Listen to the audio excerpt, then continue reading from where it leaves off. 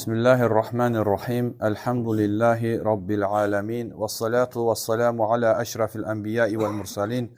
Nebiyyina Muhammedin ve ala alihi ve sahbihi ecma'in emma ba'd. Esselamu aleykum ve rahmetullahi ve berekatuhu. Hər birinizi Allahın salamı ilə salamlayım qardaşlar. Allaha həmd olsun ki, Allah Azze ve Celle bizi müvəffəq elədi, yerində otururuq. Onun dinini öyrənirik və onu zikr edirik. Allahdan istəyirəm ki, Allah subhanət Allah belə məclislərimizin sayını çoxaltsın və bizi sabit eləsin və öyrəndiklərimizi əməl etməyi, əməllərimizdən razı qalmağı bizə müvəffəq eləsin. Və bugünkü mövzumuz yenə də 15-ci dərsdir bu barədə.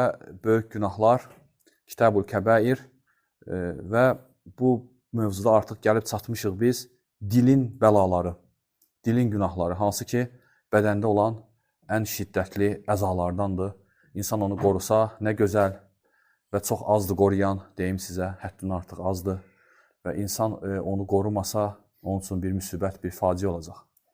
Və biz keçən dərsimizdə artıq dilli haqqında biraz danışdıq və bu gün də mövzumuzu davam edəcəyik və əsasən də danışacağıq çox danışıqdan, insanın çox danışmasından. Ümid edirəm ki, hamımız diqqətlə qulaq asacağıq inşallah. Və bu mövzuda Əbu Hüreyrə radiyallahu anhudan gələn hədisdə Peyğəmbər sallallahu aleyhi və səlləm keçmiş ümmətlərdən 2 nəfəri zikr edir. Deyir, 2 dənə dost idilər və onlar deyir, bir-birlərini yaxın dostlar idi. Və onlardan biri deyir, günahkar idi, günahlar işlədirdi və biri isə ibadətdə çalışqan idi. Və o ibadətdə çalışqan hər dəfə o günah eləyən dostun gördüyü zaman ona nəsihət eləyirdi ki, gəl günahdan çəkin. Və bir gün görür ki, yenə də o günahında davam edir, günah eləyir. Ona deyir ki, günahdan çəkin. Həmin dostu ona deyir ki, məni Rəbbimlə başlı başına burax. Yəni, məni Rəbbimlə burax. Sən neyvə lazım, nəsiyyət eləyirsən, çıx getdə, yəni məni sıxma, mənə əziyyət vermə. Sən mənim üzərimə deyir, nəzarətçi mi göndərmirsən? Və onda həmin insan dostu qəzəblənir və deyir ki, vallahi lə yəğfirullahu lək. Allahın olsun ki, Allah səni bağışlamayacaq. Və and içir Allahın adından. Bu çox təhlükəli məsələdir. İnsanın elə bir söz danışması ki, o söz onu cəhənnəmə salar. İnsan bilmədən söz danışar, fərqinə varmadan və o söz onu oda aparar. Və necə ki, bu adamı, yərhamukallah, bu adamı oda aparır.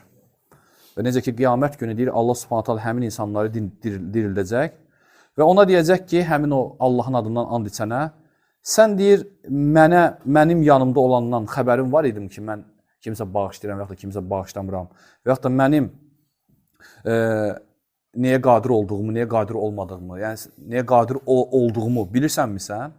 Yəni ona bu danışığı niyə sənə kim izin verib ki, mənim adımdan and içəsən, mənim adımdan danışasan ki, mən filankəsi bağışlayacaq, filankəsi bağışlamayacaq və buna görə də həmin adamı odatırlar. Bu çox təhlükəli məsələdir və bu da dilin fəsadlarındandır, dilin müsibətlərindəndir. Ona görə də insan gərək danışdıqda, nəsə bir söz söylədikdə baxsın ki, nə danışır, nə fikirləşir. Çünki insan gərək dilini səylənkar buraxmasın və o zənn etməsin ki, nəsə dediksə o qurtardı. Xeyr, elə deyil. Elə məsələ deyil. Çünki dil elə bir şeydir ki, onun danışığı ya sənin xeyrivədir, ya əleyhivədir. Ya sənin əleyhivə olacaq, ya da sənin xeyrivə olacaq. Ona görə bax, gör nə danışırsan. Əgər danışdığın söz kimsə söyməkdirsə, nəmmamlıqdırsa, söz gəzdirməkdirsə, yer üzərində fəsad, fitnə törətmək üçün danışıqdırsa, qeybətdirsə, yalandırsa və s. bu sənin əleyhivədir. Və bil ki, bunlar hamısı qeyd olunur, yazılır. Yox, sənin danışıqların yaxşılığı əmr edib pislikdən çəkindirməkdirsə, insanlara fayda verən sözlər danışmaqdırsa, bil ki, bu insan üçün xeyirdir. Və bilmək lazımdır ki, Allah subhanət hala insana çoxlu neymətlər verib.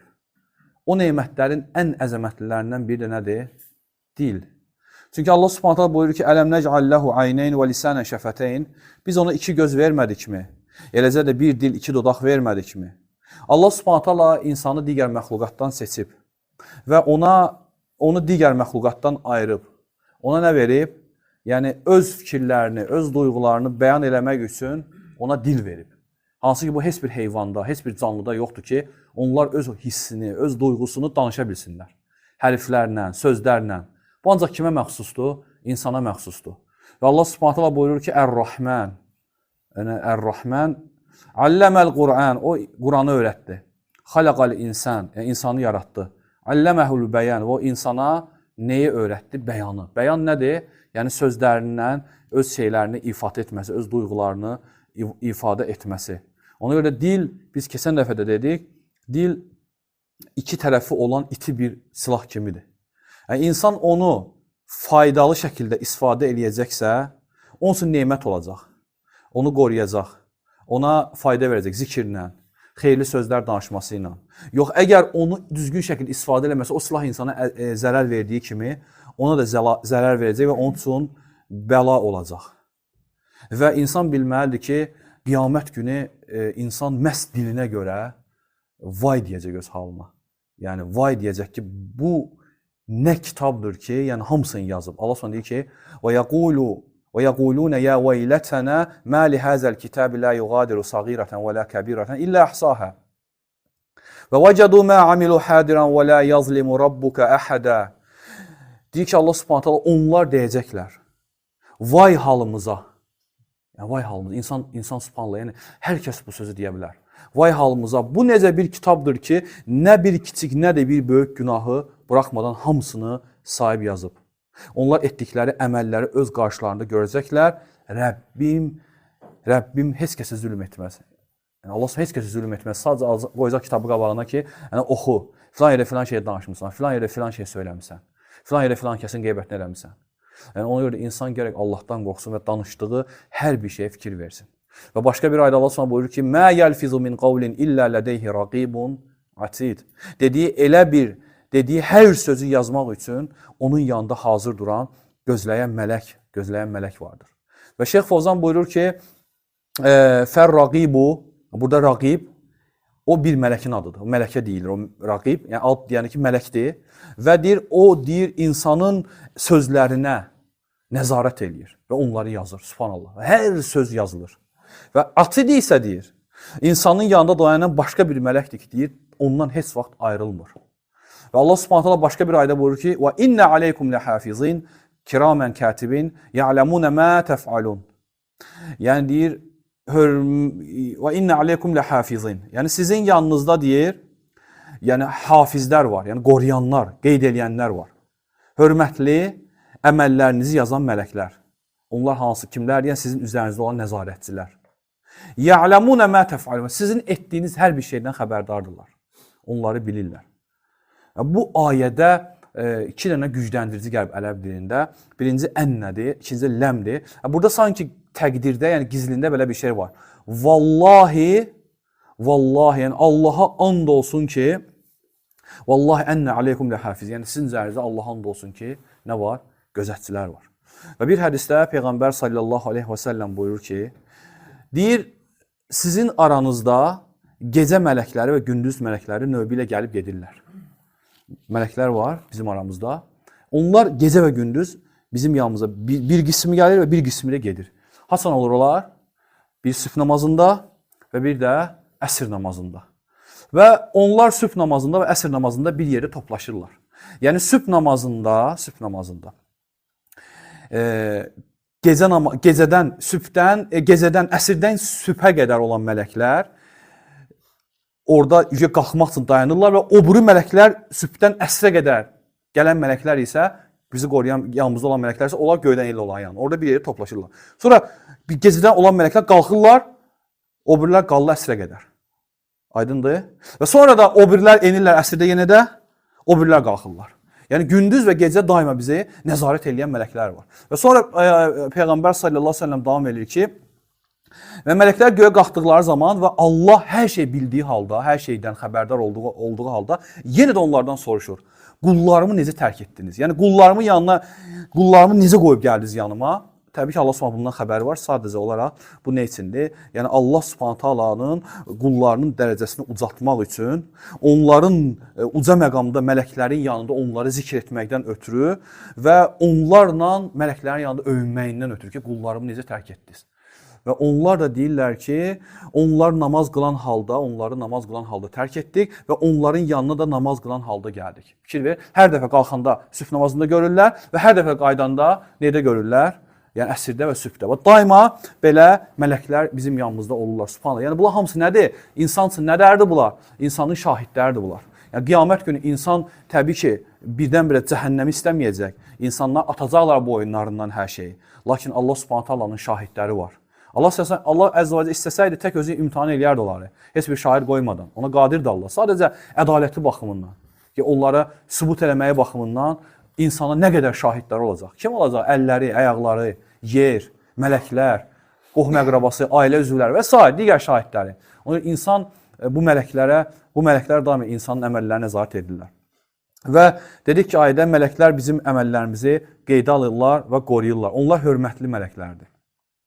Və insanda nə baş verirsə, onların səhifələrinə yazırlar onları. Qiyamət günü insanları üzləşdirmək üçün. Sən bunu elədin, sən bunu elədin. Hətta bir ayına gəlir, oxu kitabını deyəcək, özün-özü haqq hesab etmək sənə yetər. Oxu kitabı ki, sən kim idin? Aç özün oxu. Ona deyəcək ki, vay mənim halıma ki, bu nə bir kitab idi ki, heç nəyə qoymadı. Hamısını qeyd elədi. Və onlar mümkün deyil ki, inkar eləsinlər əməllərini. Və onlardan heç bir şey gizlin qalmaz. Onlar qula daima müləzimdirlər, yəni qulun yanındadılar. Onun bütün əməllərini, sözlərini qeydə alırlar. Ondan heç bir şey tərk eləmirlər. Yalnız hədislərdə varid olduğu kimi iki yerdə insandan ayrılırlar. İnsan zövcəsinə yaxınlıq etdiyi zaman və bir də ki, ehtiyacını ödədiyi zaman. Təbii ehtiyacını ödədiyi zaman bu iki halda o mələklər insandan ayrılırlar. Və yəni yekun olaraq budur ki, biz utanmalıyıq ki, subhanallah, insan günah etdiyi zaman utanmalıdır. Onlar hörmətli mələklərdir. Onlar sənin əməllərini yazırlar. İnsan bunlara diqqət eləməlidir ki, onun şahidləri var. Nə qədər? Necə ki, sən insanlardan utanarsan, heç vaxt yəni ki, eləmərsən o əməlləri insanın yanında. Görünür, sənin yanında hörmətli mələklər var. Həmçinin Allah Əzza və Cəllə səni görür və sənin əməllərini qeydə alır. Və başqa ayda Allah Subhanahu buyurur ki, yoxsa onlar elə hesab edirlər ki, biz onların sirlərini və gizli danışıqlarını eşitmirikmi? Xeyr, onların yanında əməllərini yazan elçilərimiz var. Və burada gözəl bilən sələflərdən söz gəlir. Sələflərdən bəziləri deyirlər ki, bəzi sələflər, əgər deyir, insanın əməllərini yazan mələklərin qələmlərini və kağızlarını öz malınızla alsaydınız, çox danışıqdan çəkinərdiniz. Nə deməkdir bu? Yəni, mələklər, əgər sən mələklərin yazılarını və kağızlarını və qələmlərini sən versəydin ki, onlar yazsınlar onun əməlləri, gör nələr alardın onlar üçün. Yəni, sən buna görə ən azından çəkinərdin ki, malın zay olmasın. Çoxlu qələm almayasın onlar, çoxlu vərəq almayasın onlar üçün. Fikir ver. Yəni, deyir ki, necə ki, insan öz malından qorxur və dünya malını itirməmək üçün onu israf etmir, təbii ki, ona az danışar ki, malı israf olmasın. Bundan da daha çox axirət üçün qorxmalıdır ki, o danışıqlar, onun əleyhinə yazılan danışıqlar, onun bütün əməllərini puç eləyəcəklər. Bütün əməllərini. Hətta, subhanallah, ən dəhşətlisi bilirsiniz nədir, qardaşlar? Yəni, insan çox vaxt savablarını kimə verəcək? Düşmənlərinə. Hansı ki, bu dünyada əleyhinə danışıb, çox vaxt kimlər olacaq onlar? Onun xoşlamadığı adamlar, xoşlamadığı insanlar, düşmənləri, sevmədiyi adamlar. Ancaq onların da azı danışır, verəcək savablarını var. Ona görə sələflərdən bəziləri deyir ki, yəni valideynlərimiz üçün eləyərdik, kaş. Əgər eləyirsənsə, deyir, valideynin üçün ki, qiyamət günü yəni, o savab valideynlərə verilsin. Və sonra Peyğəmbər sallallahu aleyhi ve sellem hədis gətirir burada şeyx Əl-Muğir ibn Şu'bə radiyallahu-dan. Deyir ki, Ənəllah hərrəmə aleykum uquqal ümməhət. Deyir ki, Allah subhanətə Allah deyir, sizə haram edib neyi? Valideynlərə asilik eləməyi, yəni onların haqqına girməyi, xüsusən anaların. Və ədəl bənət, yəni övlad, qız uşaqlarını diri-diri bastırmağı. Və mənən vəhət, yəni almağı və verməməyi. Yəni, bunlar gələcək hamısı açıqlaması. Və kərhələkum və həmsin sizdən xoşlamır neyi? Qilə və qal. O dedi, bu dedi sözləri. Yəni, dediqodunu. Ondan eşidir, danışır, bundan eşidir, danışır. Nə mənbəyin bilir, nə əslin bilir. Eşitdiyi hər şeyi danışmağı. Və kəsrətul sual və çoxlu sual verməyi və həmsində malı zay etməyi. Yəni, bu hədis, Allah Resulü sallallahu aleyhi ve sellem bu hədisdə, yəni bizə söz haqqında, bizə şahid olan hissəsi aradı, yəni dediqodu. Bizə bildirdi ki, yəni, o dedi, bu dedi sözlərdən çəkinir. Bunun hamısının şərhi gələcək. Və deyir, insanın danışığı iki növdür. Ya təriflənən, ya da ki, yəni qınanılan söz. Və bu da insanın neyinə qaldı? Bu da onun özünə, o sözün nəyi əhatə etdiyinə qayıdır. Yəni söz əgər nəmimədirsə, istehzadırsa, qulları istehzadırsa, haram danışıqlardırsa, insanlara əziyyət verən sözlərdirsə, bu təbii ki, nə sayılır? Qınanılan söz sayılır. Və bəzən də sözün özü yaxşı söz sayılır, lakin onun danışıq forması qınanılır. Necə danışır? İnsan özünü darta-darta, təkəbbürlü olaraq, özün yəni ki, üstündən aparır, sanki danışdığı adamdan üstündür. Bu cür formalar yəni insanda qınanılan formalardır. Ona görə də insan müsəlmana vacibdir ki, danışdığı zaman danışığında nə etsin? Qardaşlar, fikirləşsin. Danışmamışdan qabaq fikirləşsin. Yəni fikirləşsin ki, bu danışığım məni hara aparacaq? Və danışmamışdan qabaq qoy qəlbində onu götür-qoy eləsin. Əgər xeyirsə danışsın. Əgər şərdirsə sussun. Ona görə də söz çıxmamışdan qabaq sən onun sahibisən, o sənin sahibindir. Sən onun sahibisən. O çıxdıqdan sonra isə nədir? Artıq sən onun quluna çevrilirsən. O artıq sənin üçün ya xeyrivə ya da əleyhivə yazıldı. Ona görə də Peyğəmbər sallallahu əleyhi və səlləm bir hədisində buyurur ki, yəni kim Allaha və axirət gününə iman edirsə, qoy qonağına hörmət etsin, qonağına yaxşı baxsın. Və kim deyir Allaha və axirət gününə iman gətirirsə, qoy deyir qohumluq əlaqələrini birləşdirsin. Və kim Allaha və axirət gününə inanırsa deyir, ya xeyir danışsın, ya da sussun. Və hədisdə keçən birinci vəsf nədir? İnsanın valideynləri ilə, yəni gözəl davranması, onlara asilik eləməməsi. Və bu hədis böyük günahları özündə əhatə edən hədisdir. Çünki valideynlərə asilik neydən sayılır? Uququl umməhət. Yəni valideynlərə asilik böyük günahlardan sayılır. Və bura həmçinin də analar, atalar, yəni hamısı daxildir. Lakin anaların, niyə görə burada hədisdə analara asilik gəldi? Niyə görə? Çünki ananın övlad üzərində haqqı atadan 3 dəfə çoxdur. Ona görə Quran-ı Kərimdə bütün ayələrə baxanda Allah ananı zikr edir ancaq. Heç bir ayədə baxmarsan ki, atanın əziyyətini zikr eləsin. Bütün ayələrdə ananın övlad üzərindəki əziyyətlərini zikr edir. Ona görə bir hədisdə Peyğəmbər sallallahu əleyhi və səlləm 3 dəfə ananın haqqını atadan üstün tutdu. O da nədir? Ananın, yəni o doğum zamanı elədiyi ağrılar, hamiləlik zamanı və övladını o süd verməsi zamanı onu çəkdiyi əziyyət və həmçinin də yəni o yuxusuz gecələri və s. bunların heç biri atada yoxdur. Atada yoxdur. Ona görə də ananın haqqı daha çoxdur, nəinki atanın haqqından. Və sonra burada gəlir ki, yəni qız uşaqlarını diri-diri bastırmaq. Və bu da nədir? Utanclıqdan ərəblər o vaxtı qız uşağı doğulduğu zaman onda utanclıqdan qız uşaqlarını bastırırdılar. Bu ərəblərin cahilliklərinin yəni əlamətlərindən idi. Onlar oğlan uşaqlarını sevirdilər, qız uşaqlarını isə sevmirdilər. O da nə üçün? Onlar fikirləşirdilər ki, qız uşağı at sürə bilmir. Yəni döyüşdə qənimət əldə edə bilməyəcək. Yəni döyüşə bilmir və öz qəbiləsini qoruya bilmir. Və o qız uşağı da insan üçün bir utanclıqdır. Və əsir düşdüyü zamanda deyir, və yaxud da kimsə bir qəbiləyə basqın etdiyi zaman onu əsir götürdükdə onlara Allah qorusun təcavüz eləyərlər və bu da həmin adam üçün nədir? Bir utanclıqdır.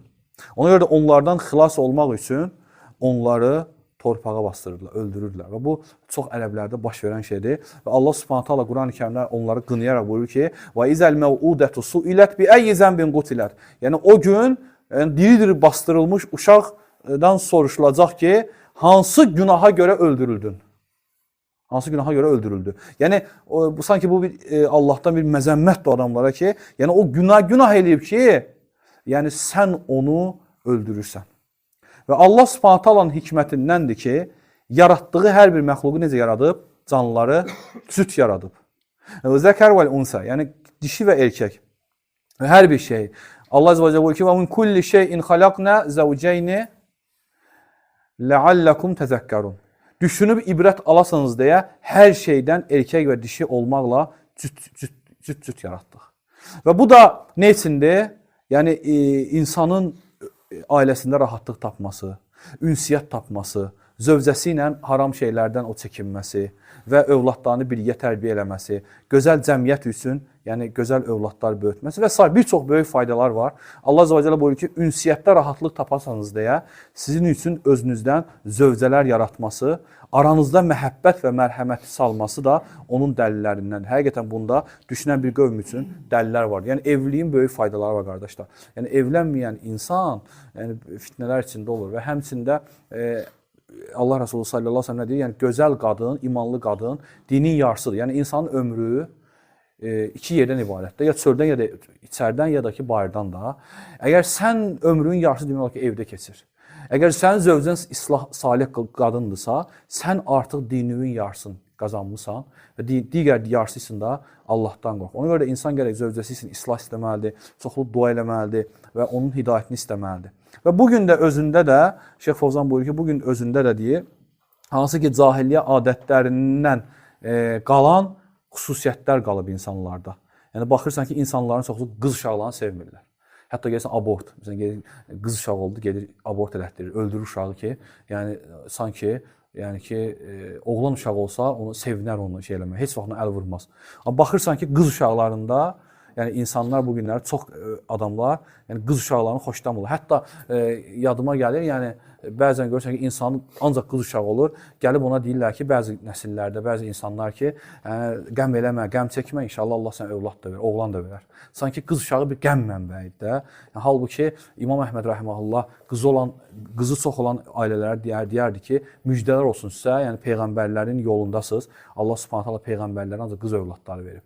Yəni bu onu göstərir ki, yəni indi də bu cahiliyyə adətləri qalır və üzrxahlıq gətirirlər ki, qızda nə ən çox qızlara nə düşür üzərlərinə? Görürsən ki, fahişəlik baş verir onlardan. Yəni ki, qız uşaqlarında bir çox günahlar baş verir və bu da onlara rüsvayçılıq əmələ gətirir onlarda. Lakin həqiqət qız uşaqlarında deyil. Həqiqət neydədir? Həqiqət onların tərbiyəsindədir. Onların düzgün şəkildə qız uşaqlarını tərbiyə eləməməkdədir. Laqeydliyindədir. Yəni hansı ki, görürsən ki, bir çox atalar qız uşaqlarını düzgün şəkildə tərbiyə eləmirlər. Onların iffətli olmaq üzərində, həyalıq üzərində, gözəl əxlaq üzərində düzgün şəkildə tərbiyə eləmirlər və baxırsan ki, naməhrəmlərə qarışmaqda onları çəkindirmirlər və hətta bir çox fitnə qapılarını onlar üçün bağlamırlar. Bu günləri vasitələr var, baxsan ki, televizordur, internetdir. Nə gəldi verirlər uşaqlara telefonlarda ki, baxın, yəni ki, heç nəyə fikir vermirlər, heç bir şeyə nəzarət edilmir. Bu da təbii ki, qız uşaqlarının, nəinki qız uşaqlarının, hətta oğlan uşaqlarının da düzgün şəkildə yəni böyüməməsinə gətirib çıxarır. Hətta görürsən ki, cəmiyyətdə hansı fəsadlar baş verir. Və ərəblərdə də bu belə idi. Allah Subhanahu buyurur ki, onlardan birinə qızı olması ilə müjdə verildikdə və izə buşira ahaduhum bil unsa zalla vəchuhu. Yəni sanki üzü qapqara qaralır. Subhanallah. Yəni ona deyəndə ki, qızın oldu, üzü qapqara qaralır. Ona verilən bəd müjdə ucbatından cəmaatdan gizlənir. Sanki cəmaata baxmaq istəmir ki, mənə deyəcəklər ki, bunun qızı oldu. Allahu akbar. Və bilmir nə etsin. Körpəni rüsvayçılıq içində saxlasın, yoxsa onu torpağa gömsün. Onların verdikləri qərar necə də pisdir. Yəni, bu da onu göstərir ki, subhanallah, yəni onların yanında, yəni qız uşaqlarının necə dəyəri aşağı idi. Və həmçinin də bu günləri oğlan uşaqlarında, məsələn, görürsən ki, insanlar oğlan uşaqlarını öldürürlər. Neydən? Yəni ruzunun azalmasından. Bu günlər görürsən ki, yəni dövrümüzdə bir çox çağırışçılar var. Deyirlər ki, gəlin nəslə həddlər qoyaq, nəsli çoxaltmayaq və cəmaatın çoxalmasının qarşısına alaq ki, sanki ruzunu bunlar verirlər. Yeməyi bunlar verirlər. Yəni sanki uşaq çox olsa nə olacaq? Aclıq baş verəcək, qıtlıq baş verəcək. Əksinə, yəni bu yəni düzgün fikir deyil. Onların ruzusunu da, yeməyin də, içməyin də Allah Subhanahu taala verir. Sən vermirsən ki, o dünyaya gəldiyi zaman onun hər şey Allahın əlindədir. Allah Subhanahu taala ona artıq ruzusunu verir. Allah Subhanahu buyurur ki: "Və la taqtulu awladakum xəşyətə imlaq." Yəni azlıq qorxusundan uşaqlarınızı öldürməyin. Nəhnu nərzuqukum və iyyakum. Nəhnu nərzuquhum və iyyakum. Sizin də onların da ruzusunu biz veririk. İnna qatlahum kana xit'an kabira. Yəni onları öldürmək, onların öldürülməsi çox böyük günahlardandır. Əksinə məsələ tam əksidir. İnsan Allah Subhanahu taala yəni bir insanı yaratdığı zaman yəni onun ruzusunu da, ərzağını da təyin edir. Yəni nəslin yəni ki çoxalması bunda çoxlu xeyir var. Hansı ki, salih zürriyyət əgər böyüyərsə, salih zürriyyət çoxalarsa, bu həm ölkələrin canlanmasına, onların düzgün şəkildə yaşamasına və həmçinin də onlarda yəni sərvətin çoxalmasına gətirib çıxarar. Yəni əsas məsələ nədir? Yəni uşaqların sayının çox olduğunu yox, onların salih və düzgün tərbiyə olunmasıdır. Əsas məsələ budur. Yəni bir cəmiyyət düzgün şəkildə tərbiyələnərsə, bir cəmiyyət düzgün şəkildə islah olarsa, hər ailə öz övladlarının tərbiyəsində fikir verərsə, hər bir ailə də, kiçik ailələr də böyük cəmiyyətin bir parçasıdır. Yəni bütün cəmiyyət kiçik ailələrdən ibarətdir. Əgər övladlar çoxalarsa, o cəmiyyət üçün nədir? Yaxşı yəni işçi qüvvəsidir, əskər sayıdır və bir çox şeylərdir ki, yəni böyük faydaları var bunların. Yəni ki, sahib qutarmaqla olmaz.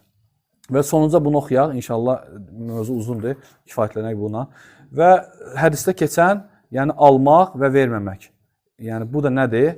Yəni insanın Allahın əmr etdiyi şeyi, xərcləməyə əmr etdiyi şeyi verməməsi və həmçinin də haqqı çatmayan bir şeyi almasıdır. Hansı ki, bunlar Peyğəmbər sallallahu əleyhi və səlləmdən Allah tərəfindən haram olunan şeylərdir. İnsanların mallarını haqsız yerə mənimsəmək və yaxud da Allahın onlara əmr etdiyi şeylərdən mane olmaq. Allah Azza və Cəllə buyurur ki, İnnəl insənə xuluqa həlu'a. İzə məssəhu şərru cəzu'a və izə məssəhu xayru mənu'a illəl musallin. Həqiqətən insan mal dövlətə çox həris yaradılıb. Fikir subhanallah. Allah subhanallah insanın vəsfini bildirir ki, insan mal dövlətə çox həris yaradılıb. Ona yoxsulluq və xəstəlik kimi bir şərt toxunduğu zaman o özündən çıxar. Narahat olar, sıxılar. Ona bir xeyir nəsib olduğu zaman isə Allah yolunda xərcləməkdən xəstlik edər. Yalnız namaz qılanlardan başqa. Allah Subhanahu həqiqi namaz qılanların vəsfini bildirdi ki, namaz qılanlarda bu şey olmamalıdır. Yəni mala hərislik və həmçinin də malı yığmaqdan, malı toplayıb onu xərcləməməkdən uzaq olmaq. Necə ki, yəni burada söhbət nədən gedir? Yəni Allahın verməsini əmr etdiyi şeyləri verməmək nədir? Məsələn, zəkat vermir insan, ailəsinə xərcləmir və yaxud da ki, sədəqə verməkdən yəni ki, qaçır və həmçinin də Allahın qadağan olduğu şeyləri götürmək, onları özünə sərf etmək, məsələn, faiz, insanların haqlarını mənimsəmək və sehr kimi murdar şeyləri öyrənib və murdar pullar qazanmaq, haram pullar qazanmaq. Ona görə də burada hədisdə məqsəd nədir? Qadağan olunan şey, yəni Allahın əmr etdiyi sədəqəni verməkdir və həmçinin də Allahın qadağan etdiyi şeyləri götürüb yeməkdir. Və bu da kimindir? Və bu da şeyx buyurur ki, bu da yahudilərin sifətidir. Onlar insanların ən deyir, nədir? Simincləridir və mal toplamaq cəhətdən də ən çox həris olanlarıdır. Çünki onlar o vaxt nə dedilər? Ki, Allahın əlləri bağlıdır. Niyə görə dedilər Allahın əlləri bağlıdır? Yəni, sanki dedilər ki, ayda gərdə, deyir ki, Allahın iki əldə bağlıdır. Yəni, Allah xərcləmir. Allah simicdir. Allah subhanətə ki, əksinə deyir, Allahın əlləri açıqdır. Allah subhanətə o sözlərini onlara lənətlədi və onlar yer üzərinin ən simic insanları oldular. Ona görə mömin nə etməlidir? Yəni, çalışmalıdır ki, yəni, Allah yolunda daima malından xərcləsin və malını Allah yolunda düzgün şəkildə istifadə eləsin və kasıblara əl tutsun və həmçində haram şeylərdən çəkinsin. Zərrə qədər də ailəsinə bacardığı qədər haram şey yedizdirməsin. Çünki haram yemək insana böyük fəsadlar gətirir. Övladlarına, ailəsinə böyük fəsadlar gətirir. Və düzünü Allah bilir və sallallahu əleyhi və səlləm Muhammedin və alə alihi və sahbihi ecmaîn.